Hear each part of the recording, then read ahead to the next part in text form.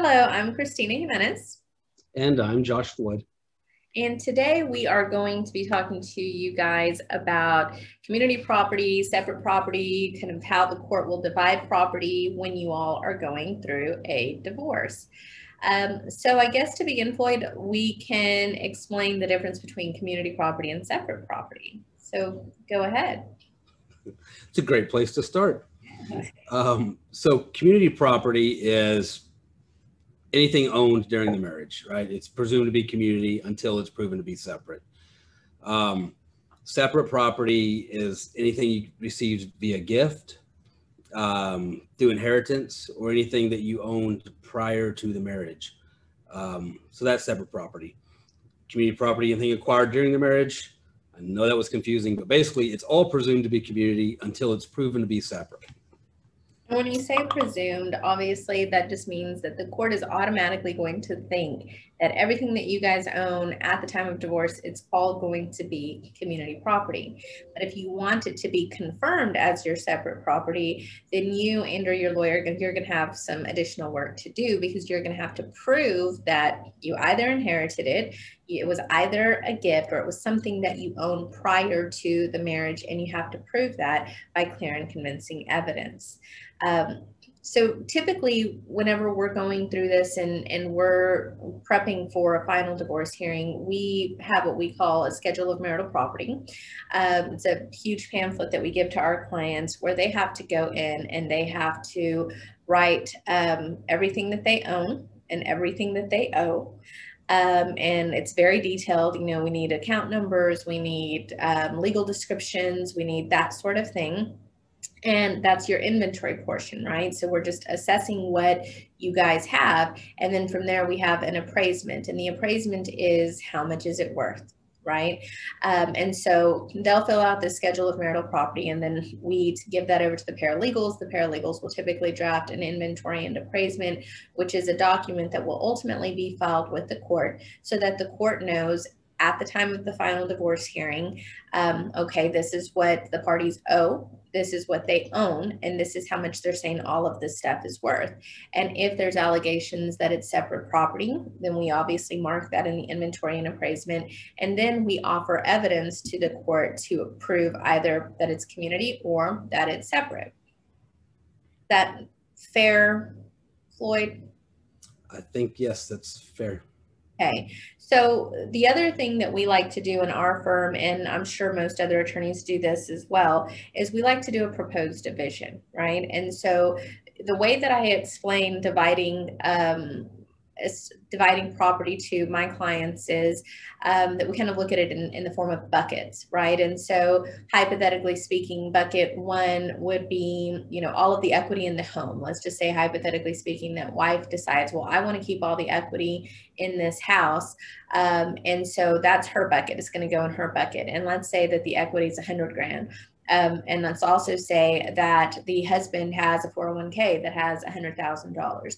Then we could then put that over in his bucket. And now they each have $100,000 in their buckets, right? So a lot of times when I'm doing consultations, I have people who come in and tell me all the time, like, I just want everything split right down the middle. Everything needs to be split down the middle. Well, yes, in theory, that needs to be done, right? If that's what the client's asking for, but we don't necessarily go in and split 50% of the equity and 50% of the 401k in every single case, because it just might not make sense, right? Floyd, how do you normally explain? So I don't use the buckets, I guess, but basically the same way. Idea? I'm not a fan. At first I thought, well, I may steal this, and no, probably not. I'm going to come up with something better. But I just explained to them, you know, if you have total assets of $100,000, right? Basically under a 50-50 division, you both would be entitled to 50,000, right? And if you have $20,000 in the house and this is awarded to you, and kind of walk them through like you did, I just don't use the end that you put it in your little bucket or anything like that. So, but basically the same thing, right? That's a common misconception, I think, is that everything's going to be divided 50-50. And a lot of times that just doesn't make sense, particularly when you're dealing with real property, and 401ks, right? And quadros, which another time, another day. But quadros, right? I mean, those are expensive, and there's penalties and et cetera, that go along with all of that. And so it just doesn't make sense. So we're dividing the community estate as a whole rather than each individual item, is kind of the way I explain it. Well, and the other thing that I always think is interesting whenever I'm doing these consultations is people will come in and they'll say, well, he's keeping the house and the house is worth $400,000. And so if he's keeping the house, then I need to get $400,000 worth of other assets. And then when I actually start visiting with them, I figure out that yes, perhaps the house is worth $400,000, but they actually owe, $395,000. And therefore the actual value for that residence is only $5,000. And so the way that I like to explain it to clients is what you have to look at is what, if you were to sell this item or this piece of property, what are you going to actually be able to put in your pocket? What cash money are you going to be able to keep in your pocket? And that's how we define that actual value of that property. Wait, so they don't put that money in a bucket? Well, they can put it in their pocket or they can put it in a bucket. It's their preference. Perfect. Got it. Okay. Okay, very good. So, typically the court's going to use the term just and right division. And, a lot of times when I'm talking to people, they say, well, I just want 50-50. I want 50. That's what's fair. Everything down the middle. But that's not necessarily what a just and right division means. How do you explain just and right division to your clients, Floyd? Because I don't want to screw it up with one of my silly words. So I explained that the 50-50 division thing is an old thing, right? And so now we use just and right. And so basically it's whatever the judge thinks is fair based on the circumstances. I think that for the most part, judges kind of start at a 50-50. That's kind of their starting point, and they deviate from there based on several factors that are listed in the code and sometimes things that are not in the code, right? Person's behavior at trial, right? I mean, there's such wide latitude that the judge has in dividing property under that just and right division provision of the code. But basically that's the way I explain it. It's just whatever's fair that the judge thinks is fair. But I think we started at 50-50 and go from there. Yeah, and I kind of feel like that's typically or at least when I'm prepping for a trial, that's my kind of jumping off point, right? Is, okay, what is a 50-50 division? Typically, the most that I'll see on a disproportionate share of the estate is maybe a 55-45, maybe a 60-40. But typically when those things happen, then you're going to have some pretty egregious acts on one side, right? But yeah, like you say, there's so many different factors that the court can take into consideration. That's also why I think that it's important that you have your proposed division and you have your numbers and you have everything, outlined well enough to where you can paint a picture for the court and you can say, all right, judge, this is, why we're dividing things this way. And potentially, yes, our client's getting 52% or 53%, but it's because this is really the only way that you can divide and put things in the buckets. And it's therefore just and right, right? So we also have disproportionate share. There are several factors, like 20 approximately factors that the court can consider when making or dividing the estate and giving one party a disproportionate share of that estate. There's not enough time for us to go through every single component that the court or factor that the court could consider. So we'll just kind of go through a few of them. So the first is fault. Floyd. Yeah, so that's the big one, right? That's the one we see all the time. And basically to prove fault in the breakup of the marriage, basically have to prove but for this person's conduct, we would still be married, right? So but for husband, wife committing adultery, but for husband, wife beating up the other spouse, right? But for several things, right? And so what you're telling the court is if he hadn't or she hadn't done whatever it is they did, we would still be married and I would still be gaining the benefits of marriage. Therefore, you want a disproportionate division to compensate you for what you're going to be missing out because it's all this person's fault. Right. And I did have a case where, a couple years back, where the other attorney had pled for false grounds and that pled that our client had had an affair, which he had, and literally was caught red-handed doing it. And so they were requesting a grossly disproportionate share of the estate because of that, and other factors as well, but that was the main thing.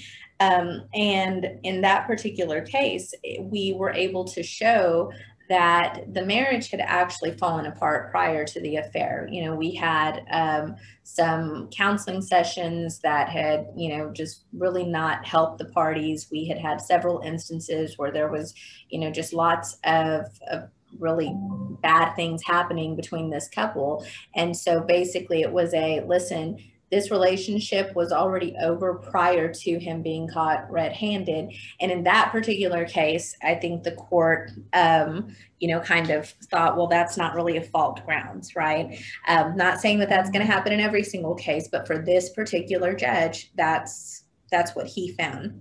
And I just I think most times we see the inverse, right? We see he had an affair or she had an affair, and it was a year and a half ago, but now we're fighting about something else. And so I want to bring this up, right? Sure, you can bring up the fact that they committed adultery and it can be considered, I think, in a just and right division, right? But probably not as a claim for disproportionate division based on faults in the breakup, since it was so long ago. I mean, I guess you could if counseling and I just can't get over that kind of thing, whatever, there's exceptions, but I think it would be difficult to do. And I mean, just like it is with all family law, cases and final cases, it really depends on your judge, right? And that's why, we have people all the time that try to hire us in random counties throughout the state, and we'll tell them, listen, we're flattered for the opportunity, but if you hire us, we're also going to hire a local attorney, because I think that it is so important, and it's just imperative that you know what this judge thinks about certain things, right? There are some judges that maybe don't think that affairs are really a ground for a disproportionate share of the estate, right? And so all of those things are things that your attorney and you are going to have to discuss to determine whether or not we think it's actually going to be persuasive in getting more of the estate for you. Next element or factor is the disparity of earnings. So obviously that's fairly simple. It just means that, one spouse is making way more money than the other spouse, and therefore judge, if wife is making, 500,000 a year and husband's making 100,000 a year, then, husband can come in and say, I want more of the estate because she's going to be okay in the future. I need money to kind of tide me over, assets to tide me over. Okay. Next is wasting of community assets, Floyd. So this is generally like if you have one party that gambles away a lot of money or spends a lot of money on their girlfriend. I guess we see that a lot where they're buying them rings and cars and things like that. So basically one party is taking what would otherwise be community funds out of the joint bank account or whatever, and spending that on something that wouldn't benefit the community, wasting the money, thereby preventing you from getting your portion of it. And so you can ask for a disproportionate share to offset what you would otherwise be entitled to, but it is no longer there because one party wasted it. Yeah, like we had a case a few months ago where we were able to get husband's bank records, and in the bank records we were able to show that he had visited all sorts of oh goodness, what's it called, Floyd, the sites that the girls are doing now, like dating sites or the no, yeah, I know what you're talking about. but they're basically pornography sites, right? Where you can go and you can talk or video with these different women. So he had a bunch of expenses for that. He had a bunch of expenses where he had gone to meet different girls in hotels. He had lots of Venmos to random women. And so we ended up going through all his bank statements, calculating all of that. And I think it came out to like $15,000 or something crazy. And so what we did is we went ahead and we just added that 15,000 to husband's bucket, right? And then we took another 15,000 from the estate and we put it in our wife's bucket. And so she was able to recover the money that he had wasted on his porn addiction. So that's kind of how that would work. Next is health of the spouses. So this is, I would say, generally reserved for older couples, but I guess it could be used for younger couples. Just don't see it that much. And I think it plays a lot into the disparity in earnings and the ability to earn, right? And so if you have one spouse that's out making $100,000 a year and another spouse that is not as healthy, unable to make that kind of money, then you can use that as the grounds to get more of the community assets so that you can live, you can survive after the marriage. So like we always say, it's important that you are visiting with a local attorney that, you know, knows the judge, that can analyze every aspect of your case, because it's funny how one minor factor or fact that you think may be insignificant can actually have a huge impact on the division of your estate. So make sure that you consult with a really good attorney that can help you navigate these issues. Good, Floyd? I agree. Yes, ma'am. Awesome.